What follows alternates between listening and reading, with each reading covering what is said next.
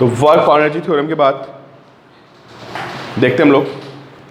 हालांकि kinetic energy मुझे पहले बताना चाहिए था, बट चलो कोई नहीं, समझते हैं। फॉर्मूला तो आपने पढ़ा ही है काइनेटिक एनर्जी का, हाफ एम स्क्वायर। देखते हो आता कहाँ से है, ठीक है। तो लिखिए आप सारे बच्चे, काइनेटिक एनर्जी, काइनेटिक एनर्जी।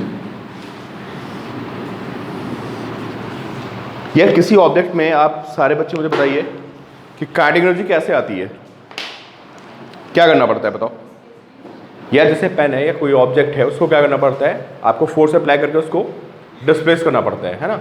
जब फोर्स अप्लाई करके बॉडी को क्या करते हैं, डिस्प्लेस करते हैं, तो आपको वर्क करना पड़ता है, और वो वर्क किस फॉर्म में कन्वर्ट हो जाता है, काइनेटिक एनर्जी की फॉर्म में। आपको पता है ना, वर्क एनर्जी सारी चीज़ें एक ही होती हैं, है ना।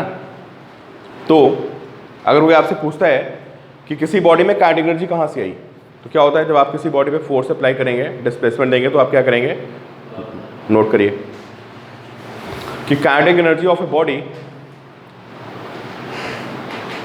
Kinetic energy of a body is equal to, ये बेसिकली वर्क एनर्जी थ्योरम ही है ना। जो हमने वर्क एनर्जी थ्योरम पढ़ी वही है कि kinetic energy of a body is equal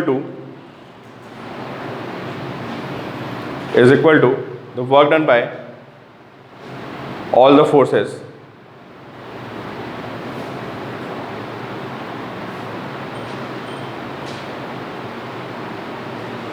when initially body is at rest। शुरू में बॉडी कहाँ पे, रेस्ट पे है ना, और आपने उस पर फोर्सेस अप्लाई किए, फोर्स अप्लाई करके आपने क्या किया, उस पर वर्क किया, और वो वर्क किस में काउंट हो गया, काइनेटिक एनर्जी में, समझे। तो जैसे हमारी वर्क एनर्जी थ्योरम थी, एग्जैक्टली वैसे ही हम इसको डराइव करेंगे। देखते हैं, एक ब्लॉक रखते हैं F, इस पर मास M हो गया, mass is M and force is F, लिखिए आप, फोर्स इज F, ठीक है। और फोर्स कैसा है, वेरिएबल, कांस्टेंट भी ले सकते हैं आप, बट इन जनरल में कैसा लेना है, फोर्स वेरिएबल, ठीक है। तो फोर्स हमारा वेरिएबल हो गया, और मैंने इसको यहां से x इज इक्वल टू 0 से इसको मैं डिस्प्लेस करके कहां पे ले गया, इसको मैं x पे ले गया, ठीक है। और यहां से मैंने इसको थोड़ा सा आगे डिस्प्लेस किया, कितना, dx, ठीक है। बताइए कितना वर्क डन करना पड़ेगा, लिखिए work done in displacing object by dx distance, है ना। हमेशा क्या करते हैं, पहले कौन सा वर्क डन निकालते हैं, स्मॉल डिस्टेंस का वर्क डन निकालते हैं, फिर उसको क्या करते हैं, उसको इंटीग्रेट मारते हैं, ठीक है। तो कितना आगे वर्क डन, इस वर्क डन को आप dw लिखेंगे, and this is equal to how much, f dx, है ना। तो dw कितना आएगा बताइए आप, अगर टोटल वर्क डन निकालना हो मुझे, तो वो कितना आएगा। अच्छा, ये वर्क डन कहाँ गया बताइए, इसको हम ऐसे भी कह सकते हैं कि ये work done change in kinetic energy के इक्वल होगा, बताइए, है ना। जो बॉडी पे वर्क हुआ है वो किस में गया है, चेंज इन काइनेटिक एनर्जी।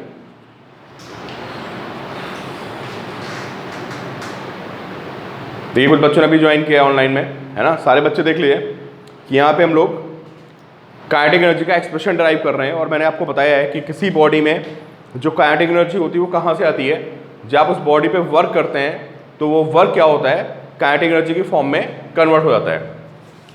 तो यहाँ पे मैंने एक ब्लॉक रखा है जिसका मास m है, इस पर मैंने फोर्स अप्लाई कर रखा है F, और इसका डिस्प्लेसमेंट कहाँ पे है, x, मतलब मैंने इसको किसी स्टैंड पे x डिस्टेंस पे डिस्प्लेस कर रखा है। उसके बाद जब मैं उसको dx और डिस्प्लेस करूंगा, तो मेरा वर्क डन कितना आएगा, f dx, ठीक है।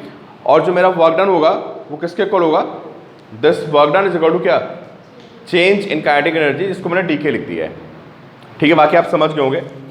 f को क्या लिख सकते हैं, m a dx is equal to dk, इसको ma, a को क्या लिख सकते हैं आप बताइए, कल हमने देखा था वर्क, बिल्कुल वही डेरिवेशन है एग्जैक्टली। इसको लिख सकते हैं v dv by dx into dx and this is equal to D K. D X से डी एक्स कैंसिल होगा, तो आप बताइए डी के की वैल्यू कितनी आएगी। डी के की वैल्यू आ जाएगी कितनी, D K is equal to M V D V. ठीक है, तो मैंने काइनेटिक एनर्जी को किसके टर्म में लिख लिया, in terms of velocity. Net कितना चेंज आएगा जब मैं इसको इंटीग्रेट मारूंगा, तो कितना होगा, M V D V, limit कहाँ से कहाँ तक, 0 टू वी। फाइनल वेलोसिटी कितनी हुई इसकी, 0 टू वी। यार बिल्कुल वही हो रहा है जो हमने वर्किंग थ्योरम में कल डिराइव किया था, सिर्फ वहाँ पे क्या था, u टू v था, यहाँ पे क्या हो गया, 0 टू v। ठीक है, तो m तो बाहर आ जाएगा, और v dv का डायरेक्शन कितना आएगा बताइए, ये v स्क्वायर बाई 2, और लिमिट कहाँ से कहाँ तक, 0 से v, तो कितना आएगा ये M V square by 2 and minus 0, and this equal to half M V square. तो आपको पता होना चाहिए कि काइनेटिक एनर्जी का एक्सप्रेशन आता कैसे है ना। जो बेसिकली हमारा वर्क डन होता है वही किस में जाता है, चेंज इन काइनेटिक एनर्जी। चलिए भाई, सारे बच्चे मुझे बताएं कि what is potential energy.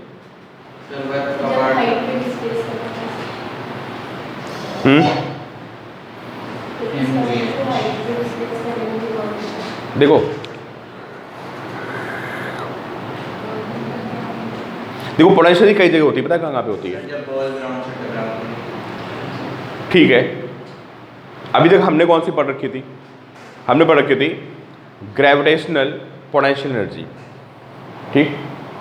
But potential energy कई तरह की और भी होती हैं, है ना, बहुत तरह की पोटेंशियल एनर्जी होती है। मेनली हमें जो फोकस करना है वो किस पे करना है, ग्रेविटेशनल पोटेंशियल एनर्जी और स्प्रिंग पोटेंशियल एनर्जी पे, ठीक है। जैसे दो चार्जेस आपस में क्या करते हैं, एक दूसरे को अट्रैक्ट करते हैं, रिपेल करते हैं। मैग्नेट्स एक दूसरे को क्या करते हैं, अट्रैक्ट करते हैं, रिपेल करते हैं, ठीक है। तो अभी मैंने आपको कंजर्वेटिव फोर्सेस के बारे में शायद बहुत थोड़ा सा आइडिया दिया था, रिकॉल करिए एक बार, नहीं बताया था कंजर्वेटिव फोर्सेस, मैं बता चुका हूँ एक क्लास में, वो क्लास आपने अटेंड नहीं की होगी, उसमें मैंने आपको बताया था कि कंजर्वेटिव फोर्सेस क्या होते हैं। अच्छा चलो अभी कंजर्वेटिव फोर्सेस छोड़ देते हैं, शायद आप सबने वीडियो नहीं देखी है, ठीक, हाँ कराया था मैंने, चलो अभी इसको छोड़ दो आप, है ना। तो अब पहले आप बताइए पोटेंशियल एनर्जी होती क्या है। हाँ कराया था मैंने, कराया था यार, कराया था मैंने, बिल्कुल सही आपको याद आ रहा है। पोटेंशियल एनर्जी क्या होती है आप लोग बताओ, जो आपने 9th-10th में पढ़ा उसके हिसाब से क्या होती है potential energy. Energy in a body due to its position और स्टेट। लिखिए, potential energy is the energy possessed by a body, it is the energy possessed by a body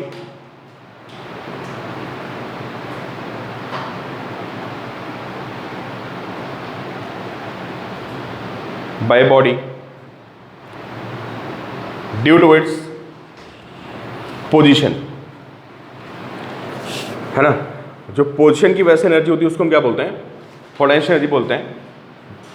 position मतलब जहाँ पे बॉडी रखी है उसको उस पॉइंट तक लाने में जो आपको वर्क करना पड़ा होगा, बेसिकली वो क्या होता है, वो पोटेंशियल एनर्जी होता है, समझे ना। जैसे मैं ये यहाँ पे एक बुक रखी हुई है टेबल पे, है ना, तो इस बुक को ग्राउंड से उठा के यहाँ तक रखने में जो आपको जितना वर्क करना पड़ा होगा वो उसका क्या होगा, पोटेंशियल एनर्जी होगा।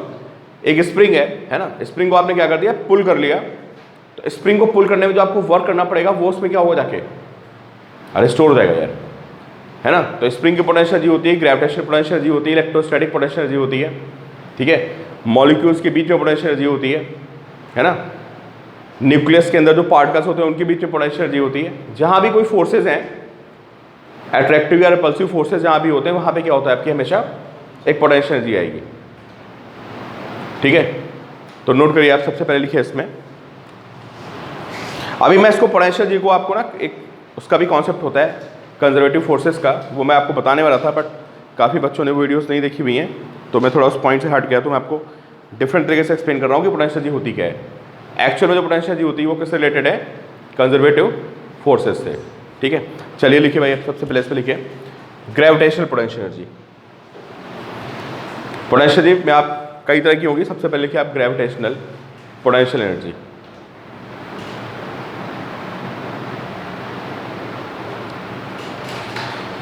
ठीक है, ये क्या होती है भाई, देखो आपको क्या बोला मैंने कि पोटेंशियल जी क्या है, energy in a body due to its position और स्टेट, है ना।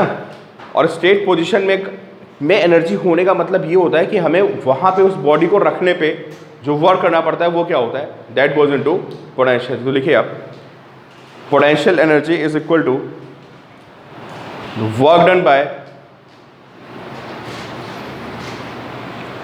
external forces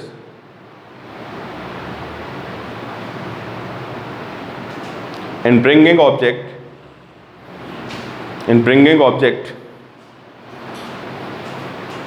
to a certain state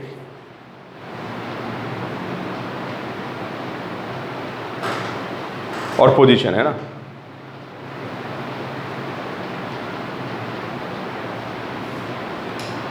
ठीक है, उसको बहुत सिंपल वर्ड्स में अगर मैं बोलूं, है ना, तो पोटेंशियल क्या है कि आपको किसी बॉडी को डिस्प्लेस करने में उस पोजीशन आने जो आपको वर्क करना पड़ा उसको हम क्या बोलेंगे, पोटेंशियल एनर्जी।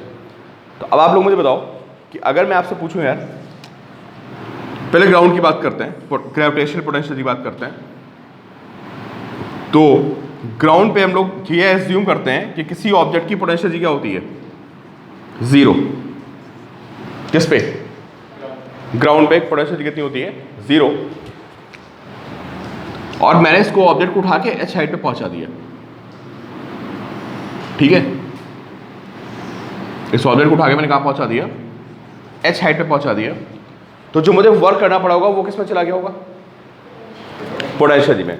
देखो नॉर्मली होता है क्या, मैं आपको बता दूं, जब हम किसी बॉडी पे वर्क करते हैं ना, तो वो वर्क तीन जगह जा सकता है, पता है कहां कहां, या तो वो उसकी काइनेटिक में जाएगा, या उसकी पोटेंशियल में जाएगा, और या हो सकता है वहाँ पे एनर्जी का कोई लॉस हो रहा हो, फ्रिक्शन है या कोई फोर्स है तो एनर्जी का लॉस होगा, ठीक है। अभी यहाँ क्या हो रहा है बताइए, इस ऑब्जेक्ट को मैं बहुत ही स्लो ले गया हूँ बिल्कुल ऊपर, और कोई फ्रिक्शन विक्शन नहीं, कुछ भी नहीं है। तो ये बताओ, जब मैं इस पेन को उठा के यहाँ से यहाँ ले जाऊँगा तो मेरा सारा वर्क कहाँ गया, या तीन जगह जा सकता है वर्क, कहाँ का, लॉस, अगर वहाँ पे कोई फ्रिक्शन या कुछ है तो लॉस हो सकता है, और दूसरा काइनेटिक। तो अब मैं इसको इतना स्लो ले गया कि जब ये यहाँ पे पहुँचा तो इसके पास वेलोसिटी क्या है, ऑलमोस्ट जीरो। तो काइनेटिक में तो गया नहीं आपका वर्क, तो सारा वर्क कहाँ गया, पोटेंशियल में। तो आप कुछ मत करिए, आप मुझे सिर्फ ये बता दिए कि अगर मैं इस बॉडी को बहुत ही स्लो उठा के ऊपर ले जाऊँ तो मुझे वर्क कितना करना पड़ेगा। देखो बॉडी वेट कितना है, downward, body weight mg downward है ना। तो अगर मैं इस ऑब्जेक्ट को बहुत ही स्लो ऊपर ले जा रहा हूँ तो मेरा फोर्स कहाँ लगेगा, यार ऊपर लगेगा। और कितना होगा वो फोर्स, अरे यार वो mg के इक्वल नहीं होगा। इस पेन का वेट कितना है, mg डाउनवर्ड है। तो अगर मैं इसको बहुत ही स्लो ऊपर ले जा रहा हूँ बिल्कुल जीरो वेलोसिटी से, तो मैं इसको बिल्कुल जितना इसका वेट नीचे होगा उतना ही फोर्स ऊपर लग रहा होगा, स्लाइटली ज़्यादा होगा, बट उसको हम इग्नोर कर देते हैं, ठीक है। तो देखो भाई, अगर इसका एफबीडी बनाया जाए तो आपको पता चलेगा कि इस बॉडी पे दो फोर्सेस हैं। कौन कौन से, एक आपका फोर्स है और एक कौन सा फोर्स है, mg।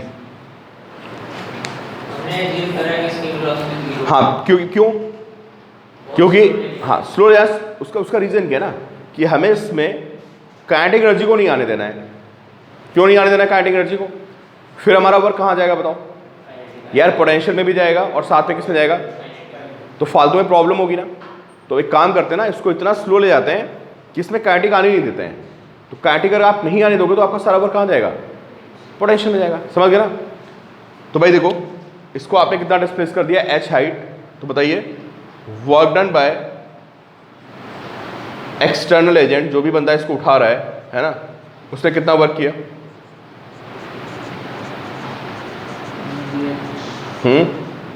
FH किया ना, F ऊपर की तरफ, डिस्प्लेसमेंट भी ऊपर की तरफ, FH cos 0 which is equal to how much, FH, F को कह सकते हो, यू कैन राइट mg, तो दिस इज mgh। तो क्या आ गया, ये जो आपका वर्क डन आया यही किसके इक्वल होगा, this is equal to potential energy, ठीक है। तो इसको याद रखना, बहुत छोटा सा पॉइंट है कि ग्राउंड पे पोटेंशियल एनर्जी जीरो होती है ना, और h हाइट पे जो पोटेंशियल एनर्जी होती है वो बेसिकली हमारा वर्क डन होता है।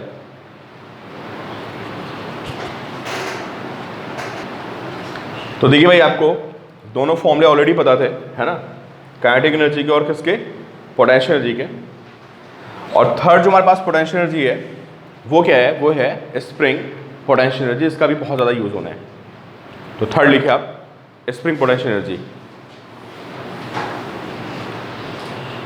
हार्ड नॉ देखते हैं यार, इसके बाद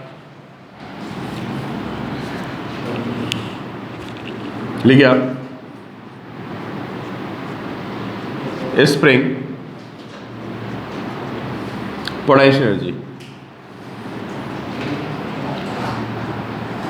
तो how to find spring potential energy, इसमें भी क्या करना होगा बताइए आप। ये एक स्प्रिंग है ना, चलो मान लेते हैं यहाँ पे कोई ब्लॉक लगा है, ये सिर्फ स्प्रिंग है, ब्लॉक मैंने ऐसे बना दिया है, ठीक है। और मैंने क्या करना है, इस ब्लॉक को या इस स्प्रिंग को क्या करना है, खींच देना है, ठीक है। तो क्या होगी पोटेंशियल एनर्जी बताओ फिर यार। जो आप वर्क करोगे वो वर्क जाके स्प्रिंग में क्या होगा, स्टोर हो जाएगा।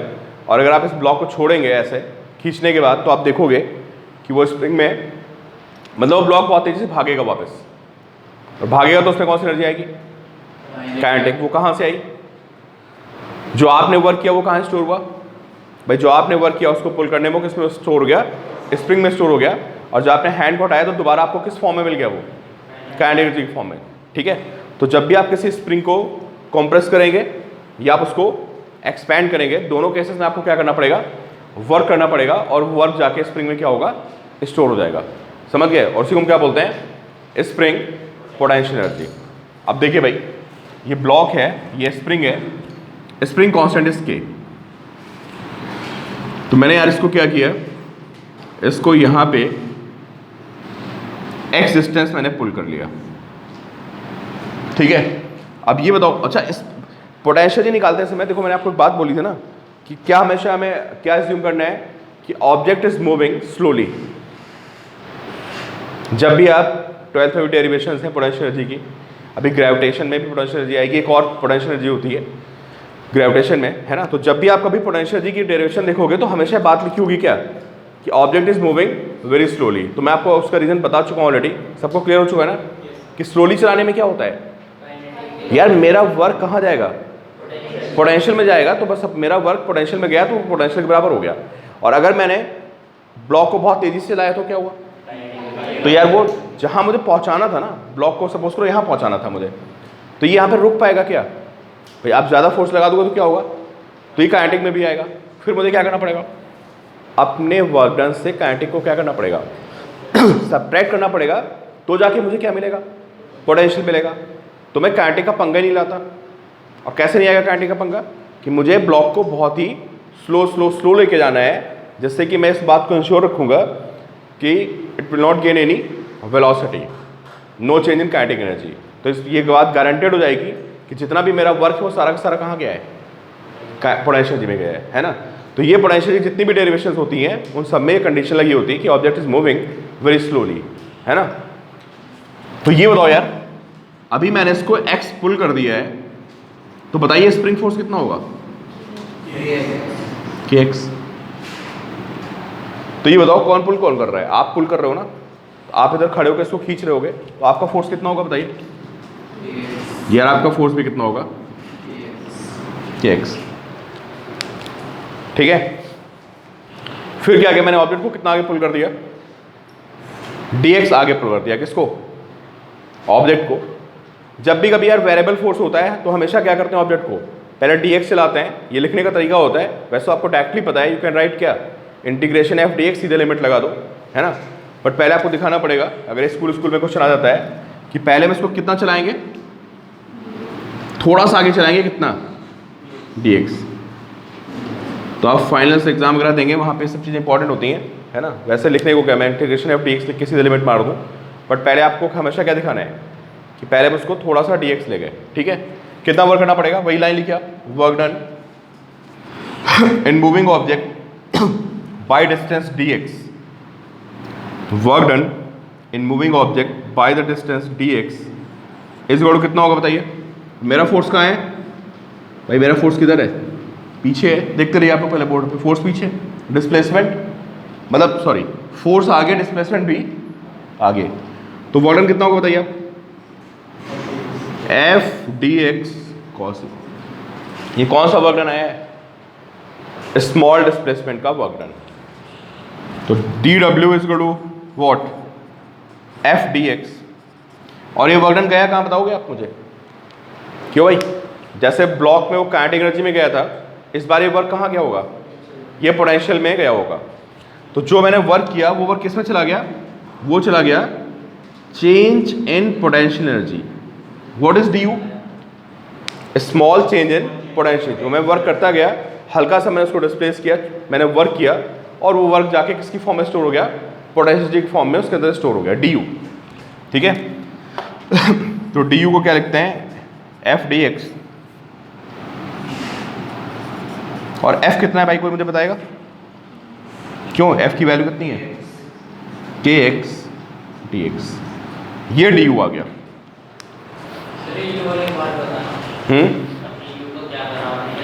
यार D W S F D x, ये वर्क डन हो गया स्मॉल डिस्प्लेसमेंट में। और ये वर्क डन कहाँ गया है? जो मैंने स्मॉल वर्क किया है वो जाके स्प्रिंग में क्या हो गया? स्टोर हो गया। तो डी यू क्या है? Change in potential energy of spring. लिख लेना आप ना, बाद में भूल जाएंगे। Here D U is the change in, here D U is the change in, हाँ, small change in potential energy of spring. ठीक है। तो उसको इंटीग्रेट मार देते हैं। लिमिट क्या लगी बताइए सारे बच्चे? अगर मैंने इसको टोटल x नॉट तक पुल कर दिया है, लिख लेना, if spring is pulled by distance x not, if spring is pulled by distance x not, तो टोटल वर्क आएगा वो कितना आएगा? जो टोटल वर्क आएगा उसमें क्या होगा? के बाहर हो जाएगा, एक्स डी एक्स, लिमिट 0 से x नॉट, के को बाहर करते हैं तो एक्स डी एक्स कितना होगा बताइए? X square by 2 and limit from 0 to क्या? x नॉट, के को बाहर करते हैं तो x not square by 2 minus 0 कितना आ गया? This is equal to half K X not square. समझ गया? तो ये स्प्रिंग पोटेंशियल जी का फॉर्मूला आ गया कितना? Half K X not square. ठीक है। क्लियर? अच्छा एक बात दो, नोट कर लिए पहले आप लोग।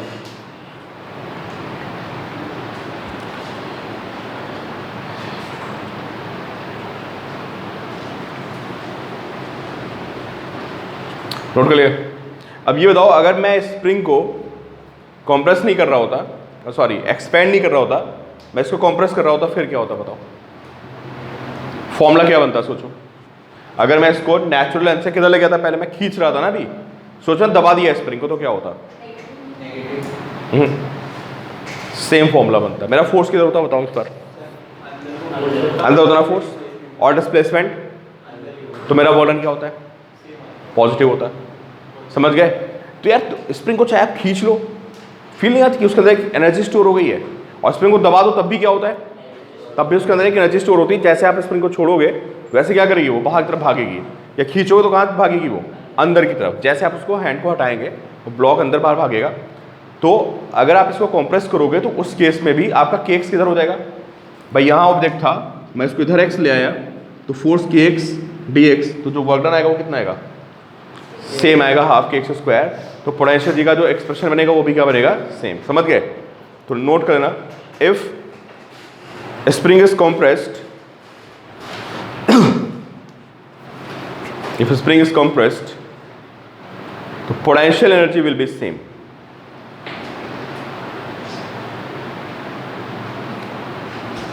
ठीक है? और आपको लगता है कि आप इस बात को भूल जाएंगे कि ऐसा मैंने क्यों बोला है ना? तो आप ऐसे दिखा सकते हो इस फिगर को कि अगर ये आपके पास ब्लॉक था और ब्लॉक को आपने कितना इधर कंप्रेस कर दिया, कितना x, तो फोर्स किधर लगेगा बताइए इस बार, आपको फोर्स किधर लगेगा भाई, इधर लगेगा ना कि x, और जब आप इसको और dx लाएंगे तो ये वर्क डन हो जाएगा। तो बस इतना बना के आप देख लो, है ना, इतनी फिगर कि kx और dx दोनों की डायरेक्शन क्या है, सेम है। तो हमारा वर्क डन जैसे वहाँ पे पॉजिटिव आया था यहाँ पे पॉजिटिव आएगा, and that is equal to half kx square.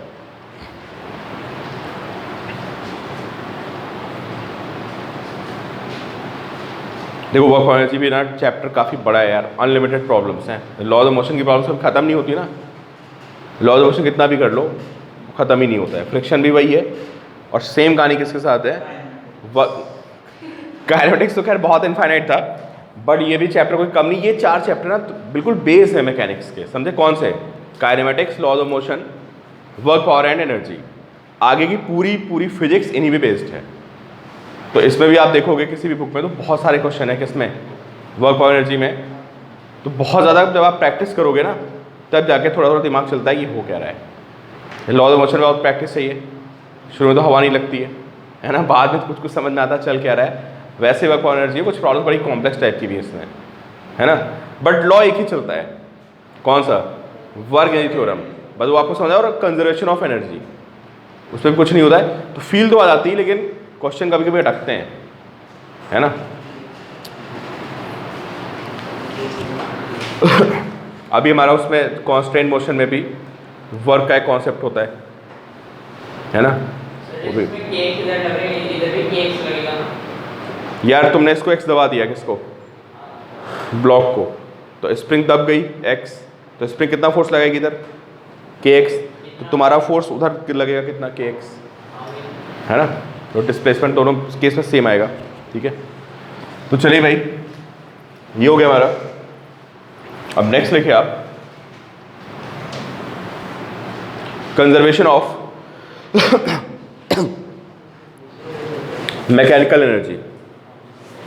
लिखिए भाई आप लोग, कंजर्वेशन ऑफ मैकेनिकल एनर्जी क्या होती है, पहले आप सारे बच्चों को बताएं। एनर्जी की बहुत सारी फॉर्म्स होती हैं, है ना, बहुत सारी एनर्जी होती है, जैसे for example solar energy, wind energy, thermal energy, nuclear energy, बहुत सारी फॉर्म्स होती हैं, है ना। तो मैकेनिकल एनर्जी कौन सी होती है, मैकेनिकल मतलब यार वो मैकेनिक्स वाली मतलब वो जो एनर्जी फोर्स से डेवलप हो रही है। भाई सोलर एनर्जी फोर्स से थोड़ा डेवलप होती है, उसमें क्या हुआ, सनराइज आती हैं, वो फोटो इलेक्ट्रिक इफेक्ट होता है तो सोलर एनर्जी हो गई। थर्मल एनर्जी हो गई, किसी चीज़ में हीटेड है तो उसमें क्या होता है कि एनर्जी होती है। न्यूक्लियर एनर्जी हो गई जो न्यूक्लियस के अंदर स्टोर होती है। मैकेनिकल एनर्जी कौन सी होती है, जो फोर्स के इफेक्ट से एनर्जी डेवलप होती है, उसको हम क्या बोलते हैं, that is called mechanical energy. तो कौन कौन सी एनर्जी फोर्स के इफेक्ट से डेवलप होती है, potential energy and kinetic energy. भाई हीट में हमें फोर्स की जरूरत नहीं होती ना, एक हॉट ऑब्जेक्ट को एक कोल्ड ऑब्जेक्ट से टच करा दो तो क्या होगा, एनर्जी फ्लो कर जाएगी कहाँ, हॉट ऑब्जेक्ट से किधर, कोल्ड की तरफ, विदाउट डूइंग एनी वर्क। आपको वर्क नहीं करना पड़ेगा, ठीक है, वो अलग पॉइंट है, ठीक है।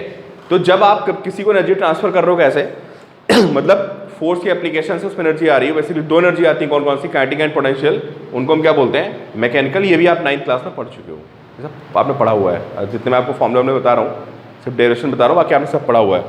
तो लेकिन आप मैकेनिकल एनर्जी क्या होती है, sum of kinetic energy and potential energy. Mechanical energy of an object is equal to sum of kinetic energy and potential energy, total mechanical energy, है ना।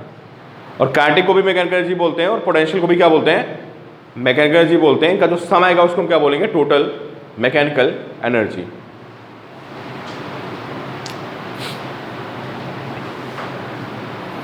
अब भाई ये कंजर्वेशन ऑफ मैकेनिकल एनर्जी क्या होता है, वो तुमको याद है, किसी बॉल को ऊपर फेंक दिया, बॉल ऊपर गई तो उसमें कौन सी एनर्जी आ गई, पोटेंशियल आ गई। ये सेक्शन मैंने क्या बोला, जो भेज रहा फोटो भेज दो, मैं बोल के ना भूल जाता हूँ एक्चुअली, नहीं मैं खुद ही नींद में हूँ भी, नहीं वो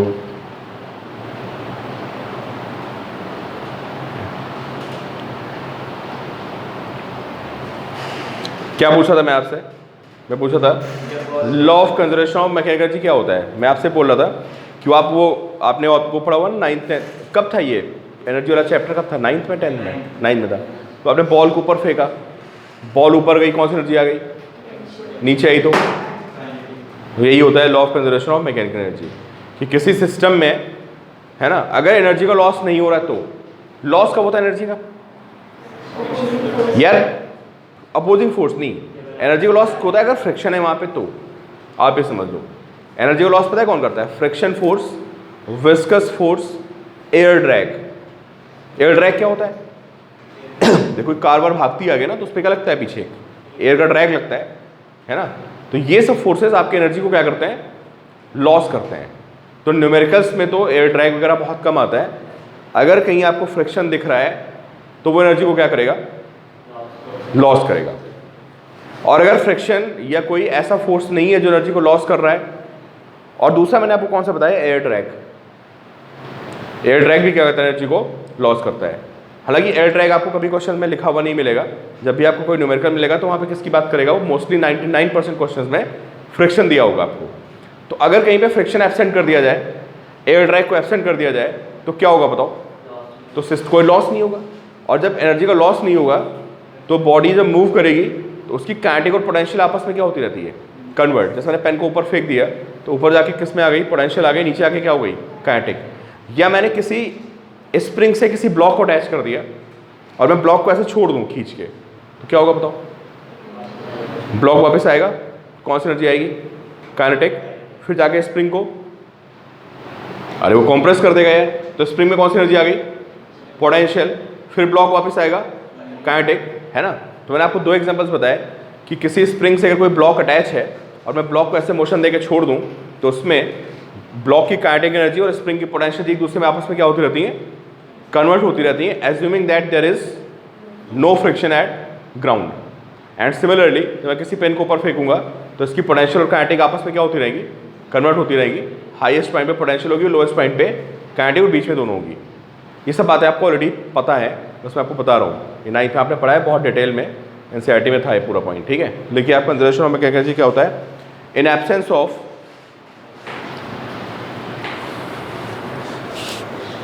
absence of dissipating forces. Dissipating forces का मतलब होता है जो एनर्जी को क्या कर रहे हैं? एनर्जी को, स्पेलिंग चेक कर लेना यार एक बार,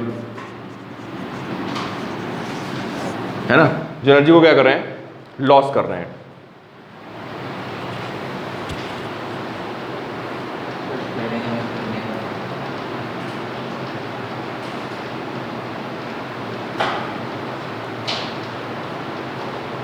मीटिंग भेज देता हूं मैं।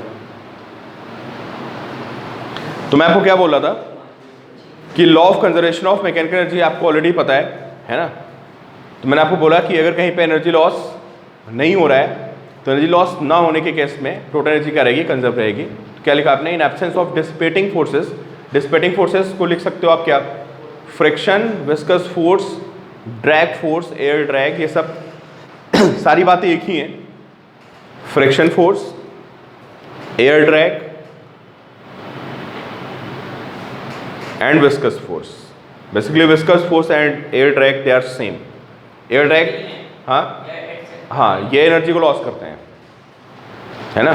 तो अगर ये नहीं है तो total mechanical energy of the system is conserved, है ना। तो ये क्या होता है हमारा? Law of conservation of mechanical energy. आप देख लो पूरे चैप्टर में सिर्फ, मतलब हर प्रॉब्लम को आप किससे सॉल्व कर सकते हो? वर्ग थ्योरम से भी कर सकते हो, और किससे? इनसे। तो ये बड़े काम की थ्योरम है, छोटी सी थ्योरम लिखी हुई है, बट ये हर क्वेश्चन में एप्लीकेबल होगी। तो जब मैं क्वेश्चन कराऊंगा तो आपको बता दूंगा कि क्वेश्चन देखो दो तरह से हो रहे हैं, ठीक है। वही सूडो फोर्स वाली कहानी नहीं होती है कि जब ग्राउंड से देखोगे तो भी क्वेश्चन सॉल्व होगा और सूडो फोर्स लगाओगे तो भी क्वेश्चन सॉल्व होगा। जब कोई प्लेटफॉर्म भाग रहा होता है, कुछ भाग रहा होता है ना, तो हम लोग सूडो फोर्स से क्वेश्चन को सॉल्व करते हैं, इजीली सॉल्व हो जाता है। तो दोनों चलेगी और हर प्रॉब्लम में। अब ये बताओ, मैंने बोला था इन absence of dissipating forces total mechanical energy of A system is conserved. Huzaifa, मैंने बोला है कि इन absence of dissipating forces like friction, viscous force and air drag total mechanical energy of the system is conserve, वो constant रहेगी। Total mechanical energy of the system is conserve, ठीक है। अब ये बताओ यार, अगर एनर्जी का लॉस हो गया है ना, और फिर मैं आपसे बोलूं कि ऐसा है, इसमें इक्वेशन क्या बनेगी, तो बताओ क्या होगी, बताओ। अगर सिस्टम में एनर्जी को लॉस हो रहा है तो बताइए आप, तो यार जो फाइनल एनर्जी होगी वो कितनी होगी? अरे कम हो जाएगी ना, क्यों भाई? तो in case of loss total energy जो सॉरी टोटल नहीं बोलना चाहिए मुझे, क्या बोलना चाहिए? मैकेनिकल एनर्जी है ना। कौन सी मैकेनिकल एनर्जी? जो फाइनल आपकी मैकेनिकल एनर्जी है वो कितनी होगी? जो आपकी इनिशियल मैकेनिकल एनर्जी है उसमें क्या हो गया बताइए? अगर उसमें लॉस हो गया ना यार, मान लो कहीं पे फ्रिक्शन आ जाए, तो फ्रिक्शन क्या करेगा? एनर्जी को लॉस कर देगा, उसको आप क्या करोगे? वहां से सबट्रैक्ट कर दोगे। अरे बहुत सीधी सी बात है यार, जितना आपके पास था उसमें से क्या हो गया? कितना था शुरू में? इनिशियली इतना था, इतना क्या हो गया? इतना बचा फाइनल, समझे?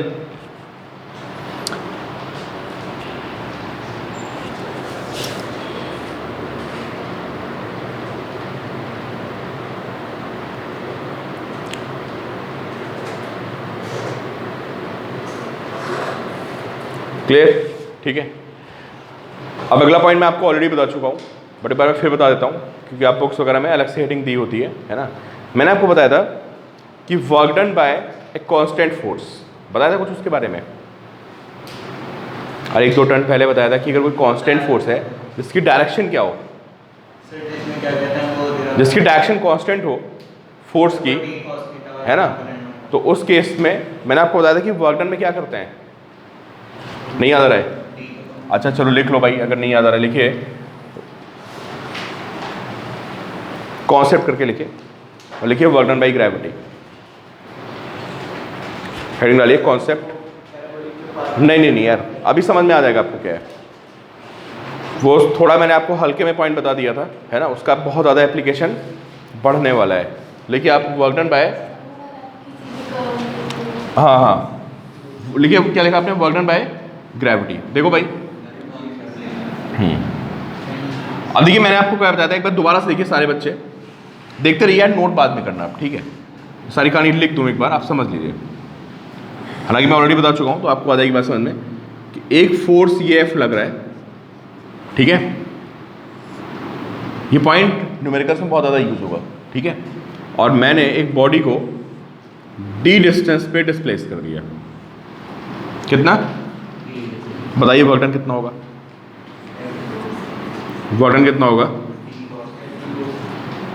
एफ डी कॉस थीटा होगा, ठीक है? तो मैंने आपको बताया था कि अगर मैं इस लाइन को एक्सटेंड कर दूं ऐसे, है ना, और मैं यहाँ से क्या ड्रॉ कर दूं? ज्वाइन कर दूं, तो जो ये वैल्यू आएगी कितनी आएगी बताइए? ये वैल्यू कितनी आएगी? This is D cos theta. आएगी नहीं आएगी? ये वैल्यू डी कॉस थीटा आएगी। तो मैंने आपको बोला था कि वर्क डन होता क्या है। वर्क डन को लिखने का ये भी तरीका होता है कि मैं एफ को अलग कर दूं और डी कॉस थीटा को मैं अलग लिख दूं, समझ गए? और डी कॉस थीटा को क्या बोलते हैं? Displacement along the direction of force. लिखिए आप, याद आ गया आपको? तो वर्क डन कितना हो गया? हाँ करवाया था, अभी थोड़ा इसमें पॉइंट्स में ऐड कर रहा हूँ। फोर्स इनटू क्या? Displacement along the direction of क्या? फोर्स। ये हमारा वर्क डन का फॉर्मूला आ गया।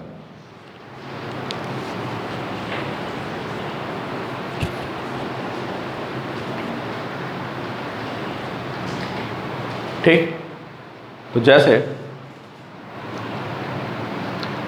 अब ग्रेविटी का फोर्स कैसा होता है यार बताओ? कांस्टेंट फोर्स होता है ना। हालांकि ग्रेविटी का फोर्स भी वेरिएबल होता है, अगर बहुत हाइट पे आप चले जाते हैं तो ग्रेविटी क्या करती है? चेंज कर जाती है, जो मैंने आपको ग्रेविटेशन बताया था। बट अभी हम लोग ग्रेविटी को क्या मान के चल रहे हैं कि ग्रेविटेशनल फोर्स कैसा फोर्स है? कांस्टेंट फोर्स, ठीक है? हाँ ठीक है, नोट करिए। तो यार मैं आपको ये बता रहा हूँ कि जैसे ग्रेविटी हमारी क्या होती है, कांस्टेंट होती है ना, और हमें बहुत सारी प्रॉब्लम्स में, वेज में, इंक्लाइंड प्लेन में, किसी स्फीयर में, है ना, हमें ग्रेविटी से बहुत डील करना पड़ता है। कोई ऑब्जेक्ट किसी स्फीयर में घूम के आ रहा है, किसी इंक्लाइंड प्लेन पे आ रहा है, किसी लिफ्ट में आ रहा है ना, तो वहाँ पे कॉन्सेप्ट यूज़ करते हैं। देखिए ग्रेविटी किधर हो गई, डाउनवर्ड एक्शन हो गई, ठीक है। तो अगर एक ऑब्जेक्ट को आप ऐसे लेके आते हो, ऐसे, ठीक है, ये ग्रेविटेशनल फोर्स हो गया, मैंने ऐसे दिखा दिया है, ये ऐसे पूरा, ये कौन सा फोर्स है, ये ग्रेविटेशनल फोर्स डाउनवर्ड लग रहा है। और एक ऑब्जेक्ट को आप यहां से यहां लेके चले आए, है ना, तो ये बताओ जब इसको यहां से यहां लेके आएंगे, है ना, तो मैं एक ट्रायंगल बना देता हूं, देखो ये ऐसे। तो ये बताओ यार,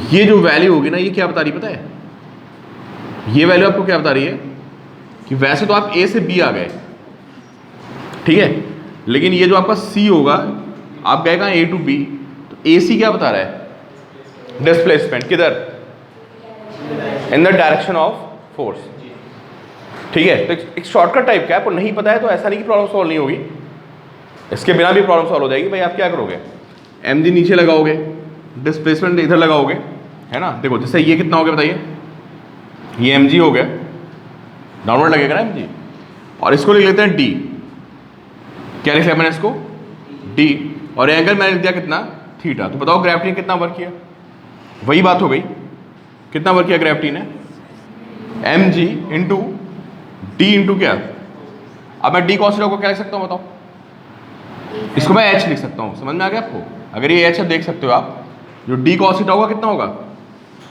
एच, कितना आ गया वर्क डन, वही बात हो गई यार, है ना।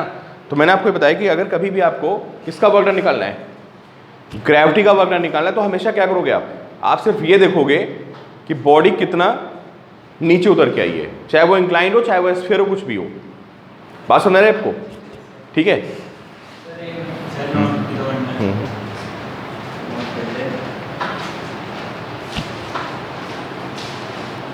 चलिए भाई ये हो गया ना। अच्छा अब इधर देखो, अगर मैं इसमें ऑब्जेक्ट को ऐसे ऐसे लेके आऊं, है ना, मतलब आप कैसे भी ले आओ, समझे, तो यहां भी जो आपका वो आएगा एम जी एच, समझे। अगर आप ऐसे भी लाएंगे, फिगर बना लेना, तो इस केस में भी कितना होगा, एम जी एच होगा, समझे आप। टाइम ज़्यादा हो गया, 10 मिनट ज़्यादा, बस यार ओवर कर रहे हैं अभी, 10-20 मिनट। तो वर्क डन कितना हो गया, एम जी एच।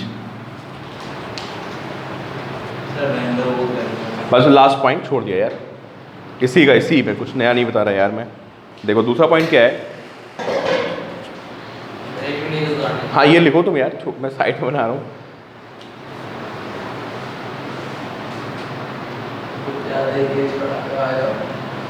अरे ये सब छोटे छोटे पॉइंट्स हैं यार, मेरे को शायद होगा ना, ज़्यादा पॉइंट्स हो गए क्या, जब सुबह सुबह टाइम जल्दी कटता नहीं मुझे लग रहा ना, शाम को टाइम जल्दी पास हो जाता है, ऐसा होता है, लग रहा है, मुझे भी लग रहा है। नहीं शाम को तुम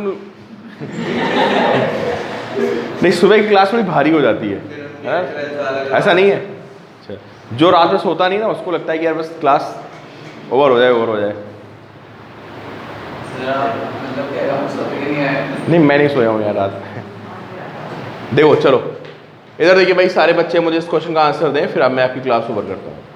ये ब्लॉक है, क्या ये स्फीयर के अंदर रखा हुआ है ब्लॉक, इसकी रेडियस कितनी है आर, और ये ब्लॉक यहाँ से घूम के यहाँ पे आ गया है। तो अगर मैं आपसे पूछूं कि ग्रेविटी ने कितना वर्क किया, तो डायरेक्टली आप बता सकते हो, एम जी आर। वैसे तो ऑब्जेक्ट यहाँ से यहाँ आ गया, रास्ते से मतलब नहीं होता भाई, कैसा भी रास्ता हो, नीचे कितना उतर के है बताओ। तो मुझे लगता है इन सारे एग्जाम्पल से आपको बात समझ में आ गई होगी कि ग्रेविटी का वर्क डन निकालने के लिए आपको हमेशा क्या करना है, सिर्फ और सिर्फ ये देखना है कि बॉडी कितना नीचे उतर के आ रही है, उससे you can find work done by the gravity.